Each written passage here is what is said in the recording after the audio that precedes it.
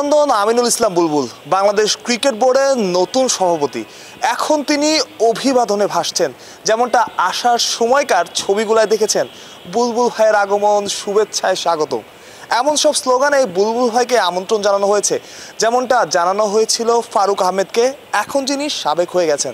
আমিনুল ইসলাম বুলবুল অনেক পরিচিত নাম, অনেক মানুষের প্রিয়, অনেক সুনাম করিয়েছেন ক্রিকেট নিয়ে কাজ করে আইসিসিতে। সেই আইসিসির চাকরিটা ছেড়ে তিনি এখানে এসেছেন। কিছু সময়ের জন্য তিনি বাংলাদেশ ক্রিকেটের সাথে কাজ করবেন এবং তিনি বলেছেন তার ইনিংসটা হয়তো টি-20 ইনিংস হবে, টেস্ট বা ওয়ানডে না। অর্থাৎ তার সময় কম, নির্দিষ্ট একটা সময় তিনি বেঁধে দেননি, তবে সময় কম এবং এই অল্প সময়ের মধ্যে তিনি খুব বেশি কাজ করতে চান, অর্থাৎ অল্প ওভারে বেশি রান। তবে তার চ্যালেঞ্জ অনেক চ্যালেঞ্জ, অনেক বাধা আসবে, বিপত্তি আসবে, সেই চ্যালেঞ্জগুলোকে তার উতরে যেতে হবে। তাকে এই প্রশ্নগুলো করা হয়েছিল, তিনি আসলে এই চ্যালেঞ্জগুলো নিয়ে ভেবেছেন কিনা বা ভেবে সিদ্ধান্ত নিয়েছেন কিনা।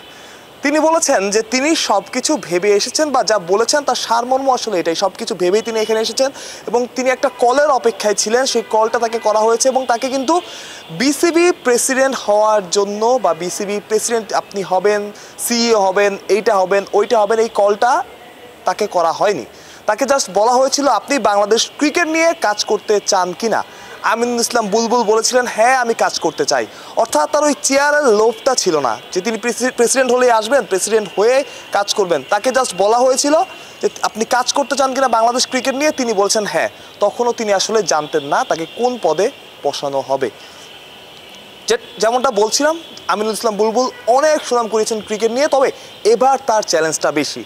অনেক কিছুর সাথে তার লড়তে হবে, যে লড়াইটা হয়তো তিনি এখন টের পাবেন না। টেবিলের খেলা, মাঠের খেলা, আশপাশ থেকে আসবে, অনেক তীর আসবে, অনেক বুলেট আসবে, সেগুলো তাকে অতিক্রম করেই আসলে বাংলাদেশ ক্রিকেটের জন্য কাজ করতে হবে। তার কথাটার মতোই তার টি-20 ম্যাচ খেলতে হবে।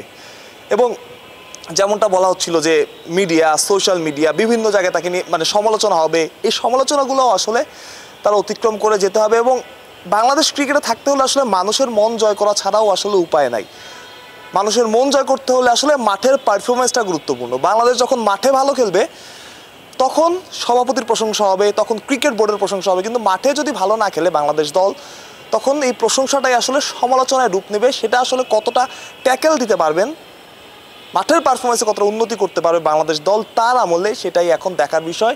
এবং তাকে একটা কমন প্রশ্ন করা হয়েছিল, অত পপুলার প্রশ্নও বলা যায়, সাকিব আল হাসানকে নিয়ে। সেটার জন্য হয়তো তিনিও প্রস্তুত ছিলেন না এবং তিনি তার ভাবনার কথা জানিয়েছেন যে সাকিবকে বাংলাদেশের দরকার, সাকিবের মতো অলরাউন্ডার বাংলাদেশের নাই। তবে এটাও একটা চ্যালেঞ্জ, এই প্রশ্নটাও কিন্তু মানুষ করবে, যেহেতু প্রশ্নটা উঠেছে। এক মাস যেতে দেন, কয়েকদিন যেতে দেন, তখন মানুষজন প্রশ্ন করবে বুলবুল ভাই আপনি যখন এটা বলেছিলেন সাকিবকে ফেরানোর জন্য আপনি কি করেছেন। সেটার জন্য তার প্রস্তুত থাকতে হবে। এবং সাকিব যদি ফেরেন, ভালোভাবে ফেরেন, সব কিছু মীমাংসা করে সাকিবের যদি এখানে আসা হয়, বাংলাদেশ ক্রিকেটটা খেলা হয় বাংলাদেশের জার্সি গায়ে, তবে সেটাও হয়তো বা তার জন্য একটা অর্জনই হবে। তবে আপাতত আমিনুল ইসলাম বুলবুলের জন্য শুভকামনা। এবং তিনি বলছিলেন বাংলাদেশ ক্রিকেটের সবচাইতে গরিব প্রেসিডেন্ট তিনি গরিব বা ধনী সেটা দেখার কাজ আমাদের না, সেটা আমরা দেখতেও চাই না। তবে আমরা দেখতে চাই একজন সফল বিসিবি প্রেসিডেন্ট, সফল আমিনুল ইসলাম বুলবুলকে এই রোলে। মাহতুস প্রত্যয়, বিডি ক্রিক টাইম।